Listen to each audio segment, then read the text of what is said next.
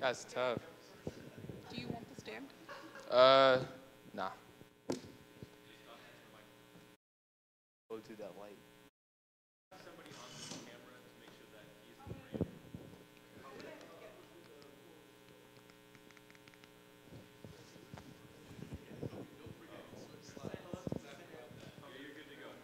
All right. Don't dog me off for this. I'm just gonna just checking my phone real quick. uh, my name is Kobe. Why? Oh. All right. Okay. Sorry, I'm kind of nervous. My topic is about unity. There are many problems in this world, and there's a lot of people that are divided. You know, we can all see that right now. There's a lot of things going on. That won't help us get anywhere.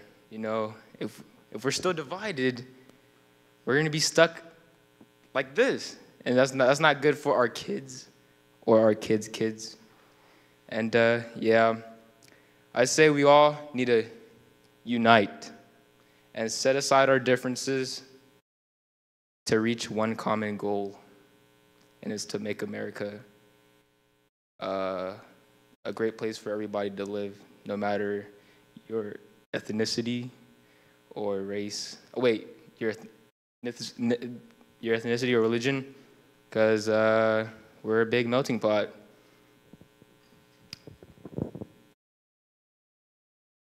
That's unity. So there's an example in our own community, San Leandro High School. Many years ago, San Leandro was not the best place. I don't know if you guys know. If you YouTube it, there was like a big old riot. I think it was like 2006 because everybody had like triple XL shirts on and stuff. But it wasn't a good place. My friend said his uncle went here. You know, they had a whole they had a whole riot, and I think he said like he punched the like vice principal and they ran off. See, not the best place, but they decided to start season of service, spirit of peace. They wanted to bring everybody together, and it might not have worked at first, but as we can see now, many years later, we're a really good school. Not too many fights. You know, we all get along. We're one big melting pot. There's other examples like this. Back in the day, they wanted to fight for their civil rights. They all decided to unite. They all stayed with each other, never turned their backs on each other, never used violence against the, how do I say it, the other race that didn't want to see them succeed. They stuck together, and they met that goal to get their civil rights. And that's a great example of why we should all unite. And I think that this is important because, I already said this earlier, but yeah, America is not a good place right now. You know, we got all these protests and stuff. I think that's a great way to unite. But the only way to really fix our problems in the world, I think, is to unite from both sides. Doesn't matter what your opinions are. We should all compromise and get this thing done and reach our goals. And yeah, unite. Don't try to bring other people down because their ideas, because that's not going to get us anywhere. And yeah.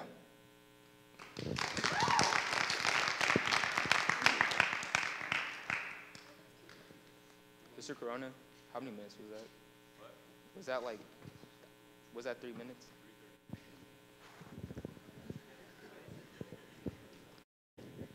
You could just put on my ground or on the table.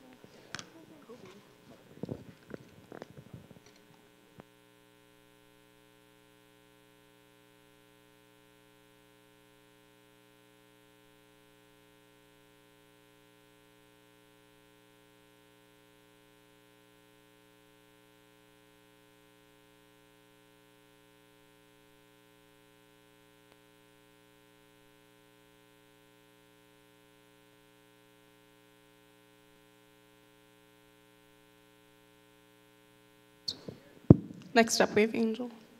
And then with this one, I just press. Yeah, right to right.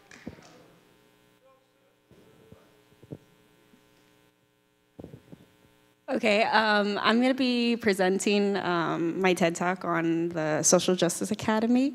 I've been part of the Academy for about 3 years, and it's been the best 3 years, but also the hardest, just because that there's certain things that people say that kind of really offend us, like, oh, that's so SJA if we give our political opinion, or that's considered the ghetto academy because we're a group of people of color who like talk really loudly about our social justice opinions. So this is my family, my second family. I've been with them for so long, and it's been great. But there's 3 things that we learn once we get into the academy within the 3 years. The first year, we learn about identity. And the second year, we learn about our political background. And then our third year is when we get together and we find our self-identity through different campaigns. And so my campaign that I'm working on is called Project Woman, where it's a mentorship for young middle school girls to do like restorative justice practices and everything. And so here's more pictures of us. We're in the classroom, and I'm with Normita during our winter celebration. And one thing that this family has done for me is they helped me find my self-identity. So I'm a little nervous. So one thing I'm going to be doing after high school is that I'm going to be doing missionary work in Seattle for people that are part of sex trafficking and at-risk youth, because compassion and working with other people is my social justice. And so when I took the social justice class, there's a lot of requirements for us to graduate. I took an AP English class my junior year, and I would expect to learn a lot from that class, and I didn't learn as much as I wanted to than in SJA. As a graduation requirement for SJA, we are required to write 9 to 10 pages of a book, college textbook that we were assigned. And so that was a pretty hard month, and I have to do the same thing for my Quest project, so it's gonna be a pretty long transitional month. So this picture of us is when we were getting ready for our first Save Our Society project, which was a lot of fun because we were mostly community bonding, you know, and some of the students that you see in this picture and the pictures before, they unfortunately left us because of lack of credits, but I think my whole point of this project is that, or this TED Talk is that people judge us in a certain way because we're social justice, saying like, oh, that's the protest group, like they'll protest about everything. And the truth is, we really don't do that. Like, people don't see the bigger picture. The bigger picture is that one teacher that coordinates the whole entire academy, this whole group, changes each other's lives. Each of us goes to a college, no matter what, UCs, state schools, community college. She grabbed random 35 students and made them a family. And so I am very grateful for this academy and what it's done for me. And so we do a lot of group bonding. This is one of the pictures of our sexism protest, and this is all of us at the movies when we were watching Black Panther. It was super funny because it was the whole SJA Academy in the movie theater, and so you hear a lot of talkers and them yelling and screaming like, oh, what's gonna happen next in the movies. But I really appreciate this family and what they've done for me. They helped me find self-identity again, and I don't know what I would do without them. Okay.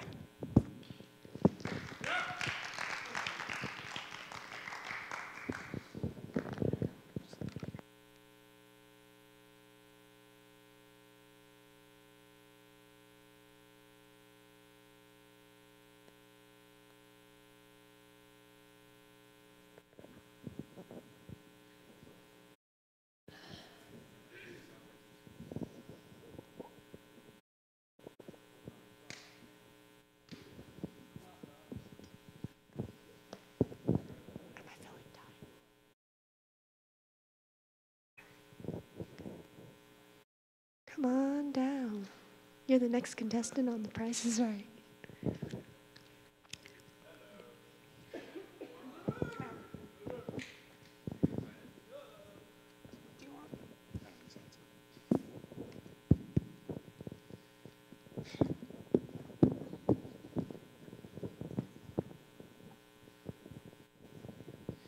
Okay, I didn't prepare any slides for this because I wanted you guys to focus on more of what I'm saying instead of looking at any pictures I could have just thrown on there.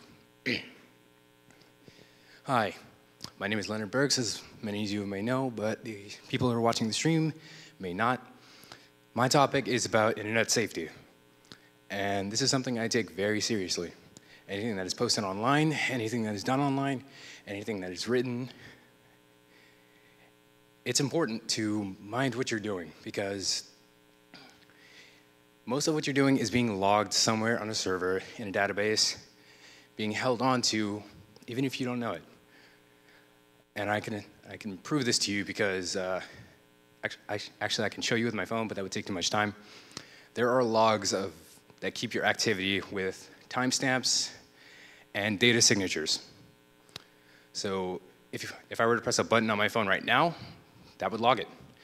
And it can be shown to anyone, used as evidence for anything, which is why I personally, with my Instagram account, I don't post a lot of pictures. I tell my friends, hey, be careful what you put online, because pictures are specific to some signatures, and the signature that it uses is called metadata. Metadata takes the information of what kind of device you're using, the kind of specs it has, and the location of where the picture was taken. So something we all pretty know very well that we use pretty much every day is Google. Google has a ton of information on us, and specifically location data is used pretty often for us. It doesn't have to be exactly where you are right now, because I'm pretty sure Google knows where you are, even if your GPS isn't on right now. It uses the amount of data it's collected through when it is on or when you forgot to turn it off.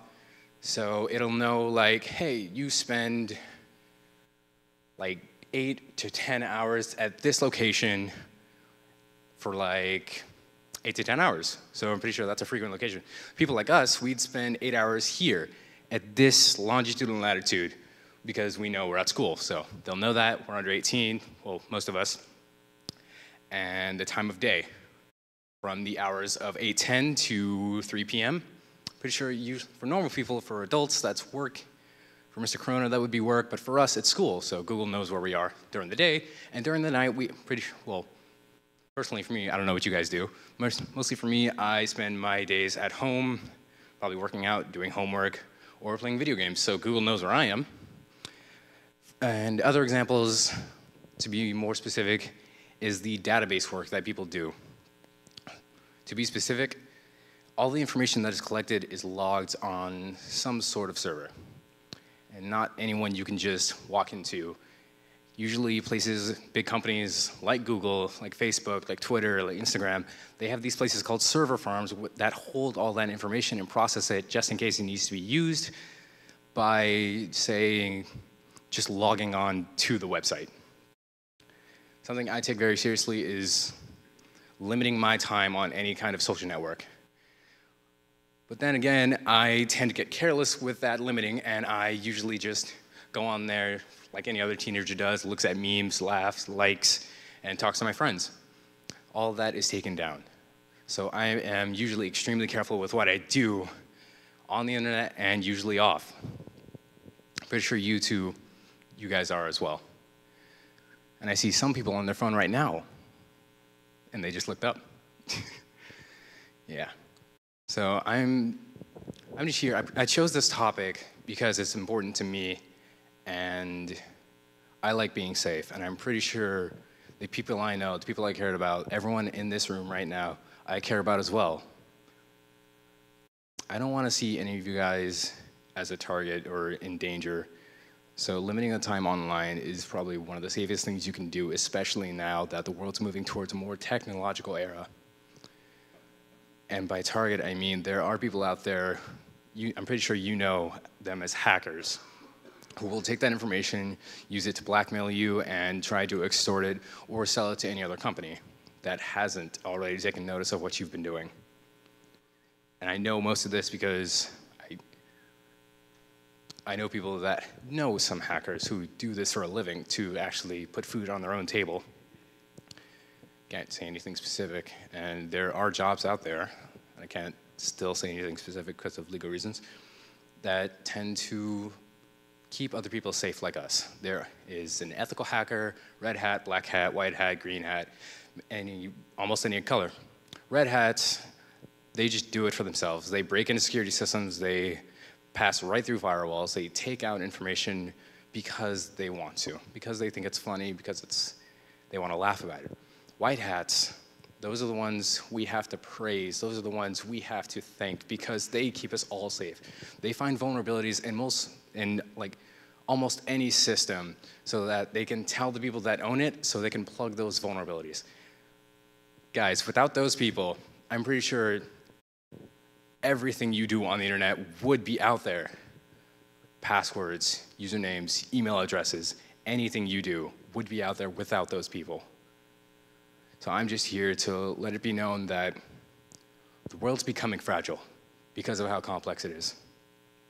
One thing goes down, it all breaks down.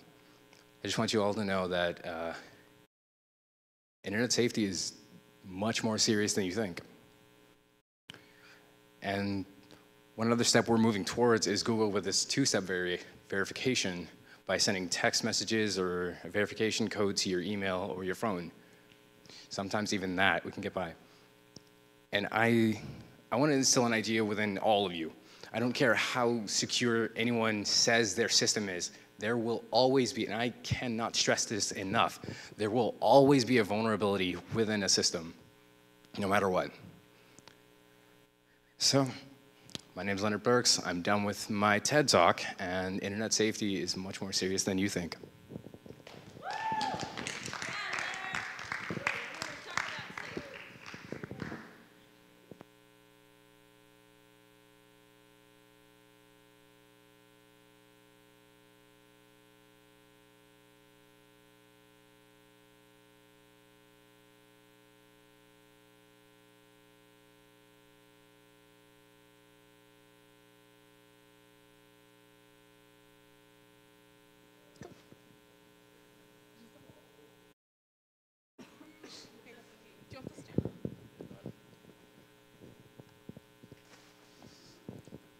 Okay.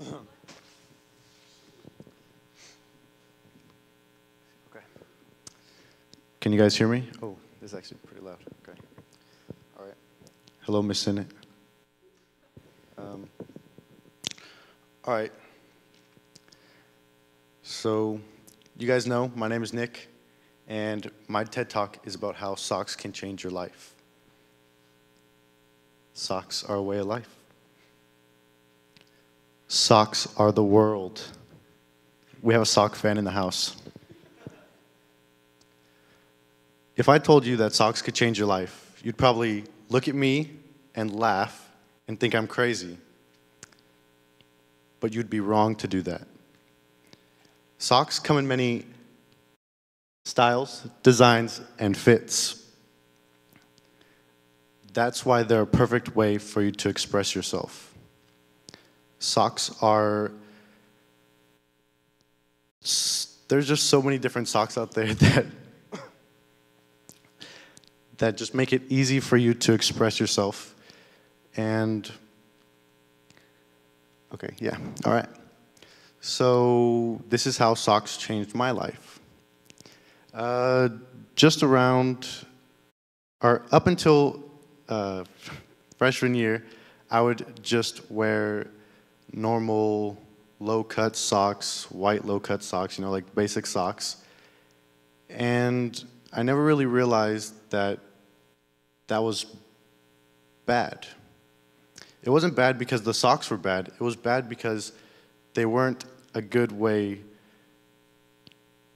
to express myself. So, up until freshman year, I would wear the low-cut socks, you know, unless I was going to a formal event that I had to wear long dress-up socks. And I would always feel the wet on rainy days, because My pants were a little flooded, you know, young kids wear flooded pants, so what? And I would feel like splashes from puddles and wind on windy days, and it was just not a comfortable thing. That's a low-cut sock right there, in case we're wondering. And yeah. So freshman year, around springtime, that's when flowers grow. It looks pretty. I got a pair of really cool socks. And I found out then that socks were a great way to express yourself. A few months later, around summertime, there was a great deal on Amazon for a pack of super cool socks. And I couldn't pass that up. Is this it? Yep, right there. Those are the super cool socks that I bought on Amazon that day. I got all those socks, except for that one.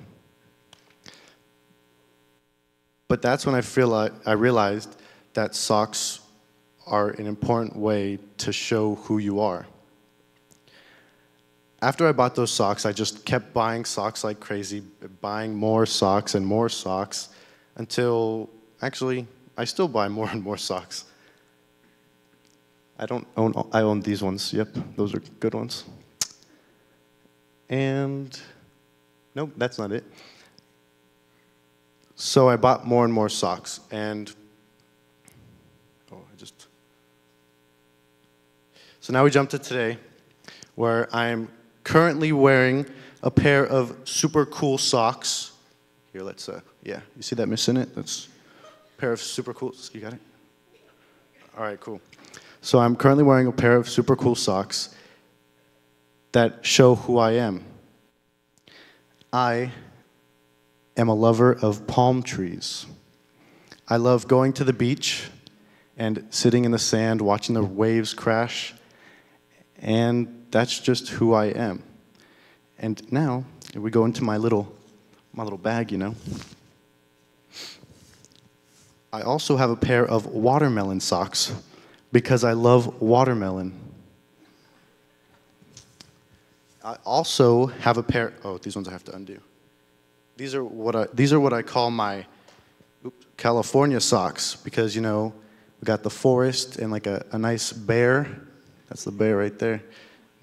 And these are just a few of the socks that I have, you know.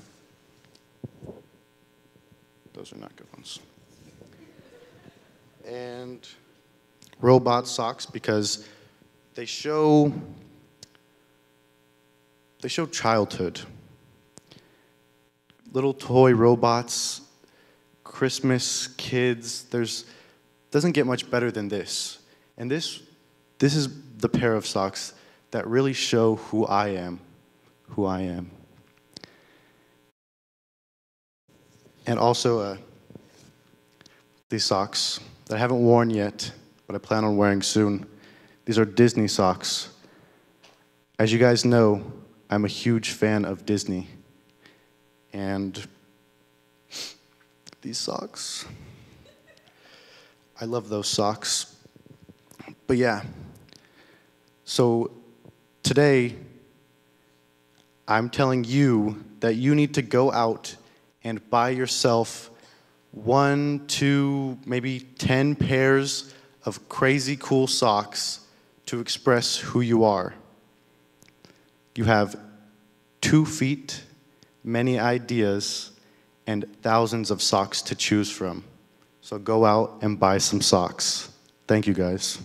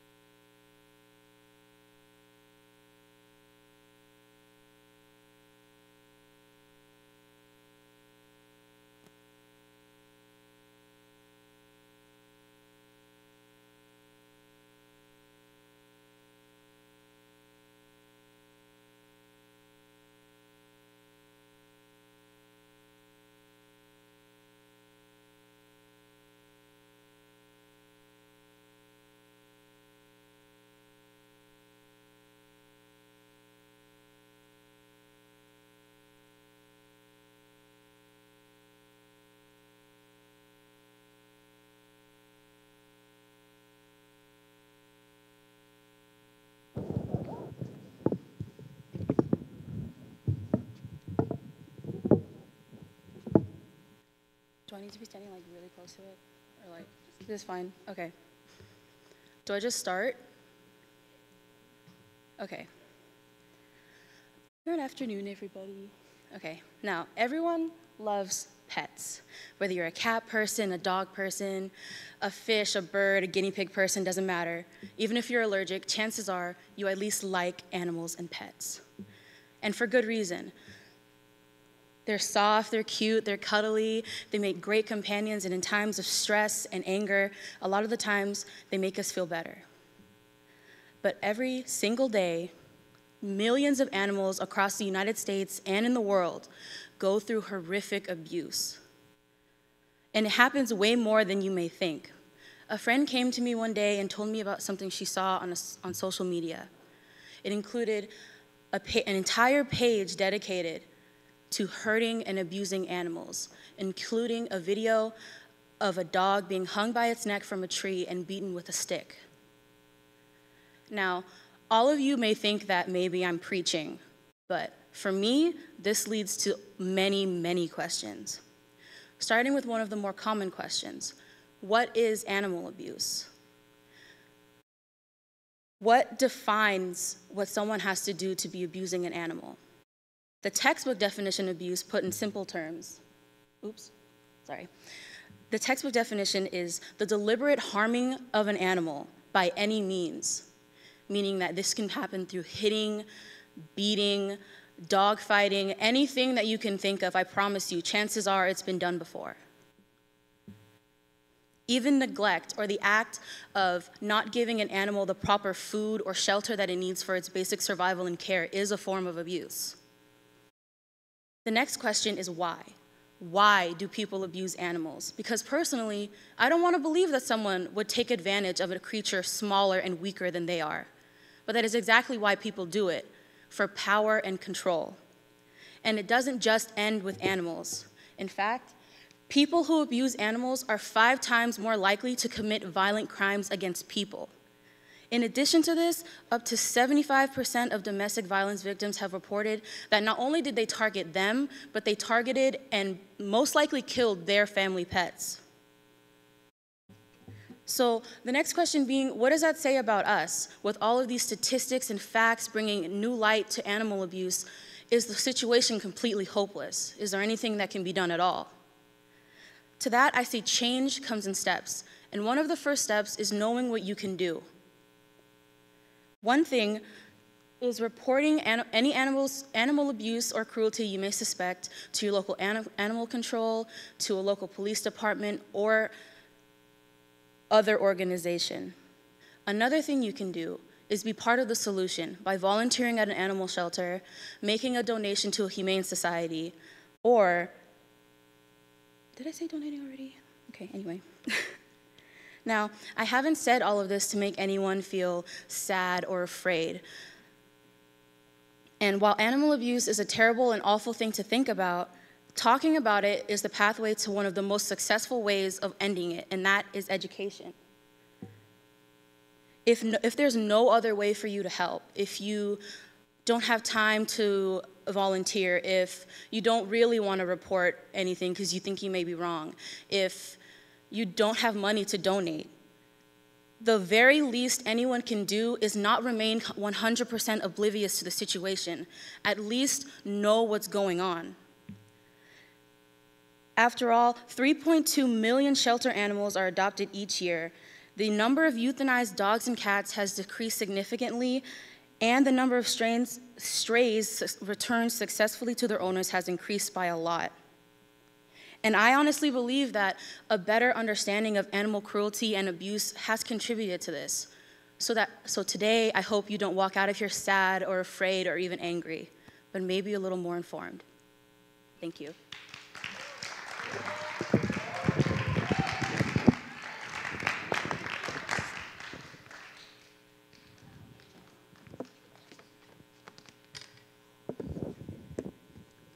How long was that?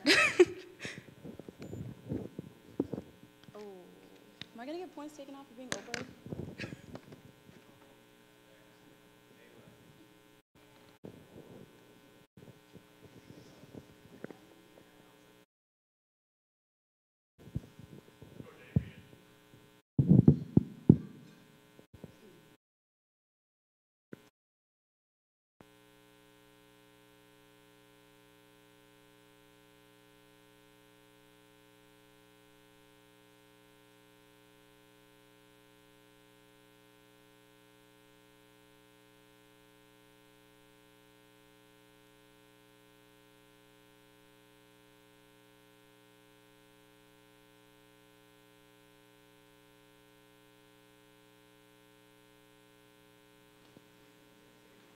Next up.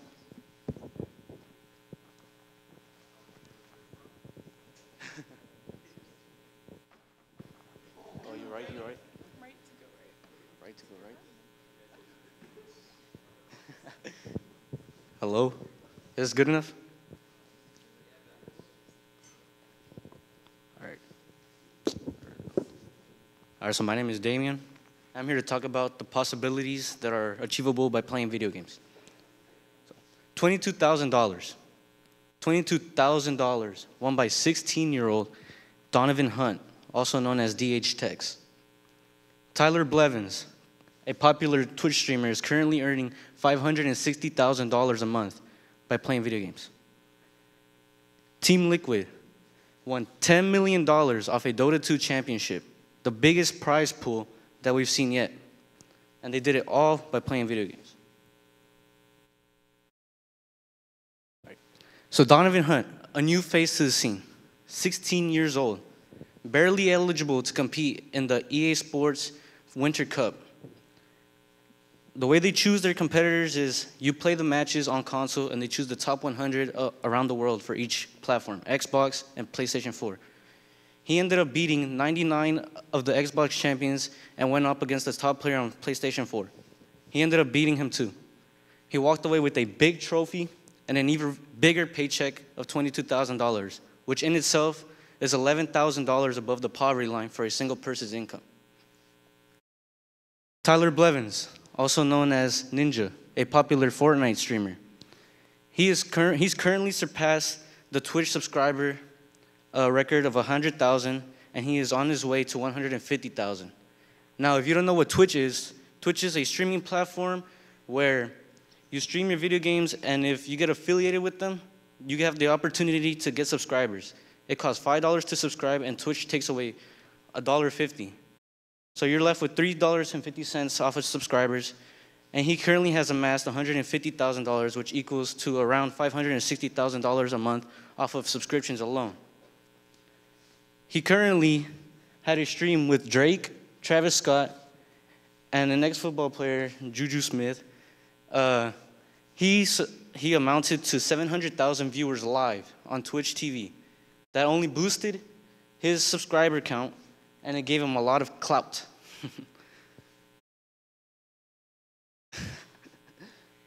Now, if you're not a pro gamer like they are, there's always other possibilities. Castro 1021 or Nick28T are popular streamers. They don't do it, that's their job.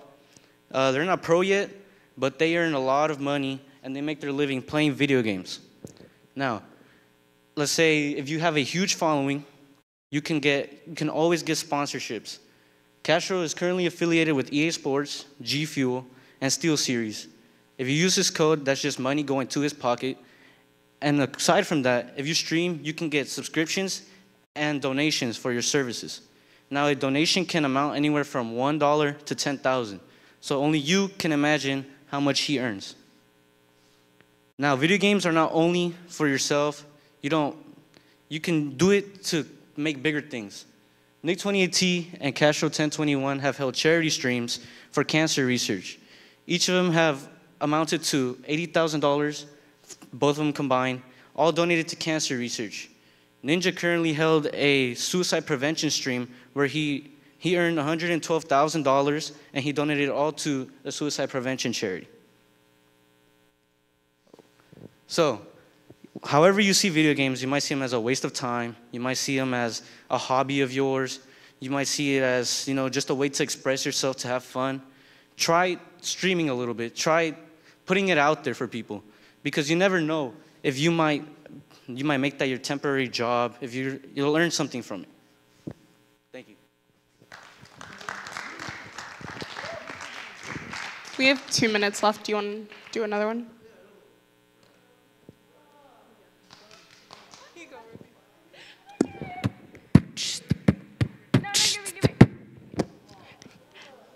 Does everyone love Travis Scott's GIF as much as I do? This one where he's like, I love that dude.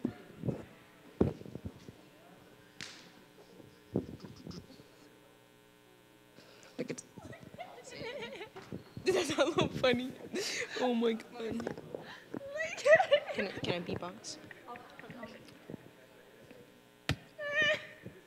I got this. Do do do do do do. Do do do do. Do do do do.